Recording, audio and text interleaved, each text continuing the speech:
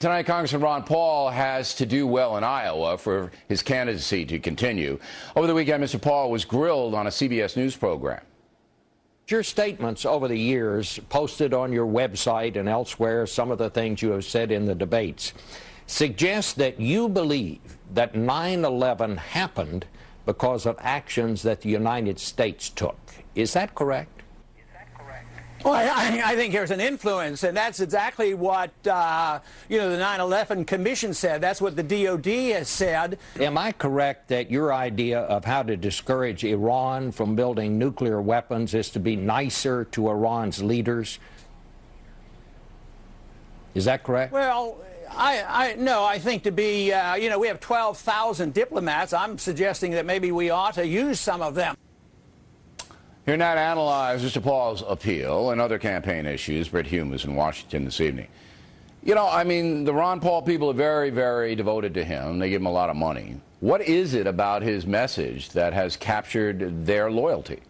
Well, there's a certain category of conservatives in this country, Bill, who are libertarians. And while you saw Ron Paul doing a little trimming there in his interview with Bob Schieffer on his views on foreign policy, 9/11 and Iran and the rest, he's about as pure a libertarian as you'll find active in American politics today, at least certainly one that holds an office, as he's held a seat in the House of Representatives for some years. So he then is the heir to a certain core of loyal supporters who have sort of stuck with him over the years. They were with him the last time out, and they're with him now. Okay, but it doesn't make sense to me because I'm a logical thinker. I'm not an ideologue. I don't really care about parties or anything like that. I try to vote for the best person to solve the problems that face us.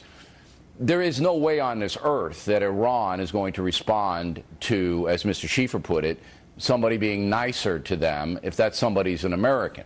He's not going to do it.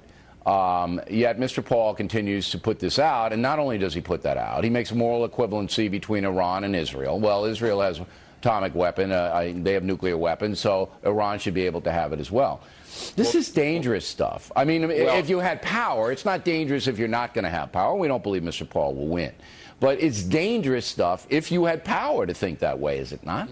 Well, arguably so, Bill, but bear in mind that libertarians are deeply distrustful of governmental action on many levels, not least of them foreign military undertakings, and the positioning of American troops around the world and foreign military involvements are something that libertarians are sort of, for a long time have been opposed to. All right, so you see him articulating these views that are consistent with that. No, but the essential point is that you believe a slice of the American electorate would be not concerned if a country like Iran had a nuclear arsenal. That would not concern them. Well, you'll hear his argument about that is, they're not going to attack us. We can obliterate them. There's no need to worry about it.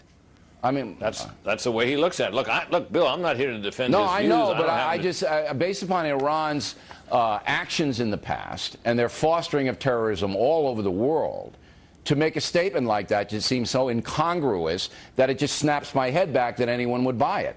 But certain people are. There's no doubt about it. Well, some people are. And look at the polling. There's one poll in Iowa, one of 3 current polls in Iowa, I believe, that has him at 19%. The other 2 have him about 10 or 11. Right. I think 10 or 11 is about right. It's sort of at the upper edge.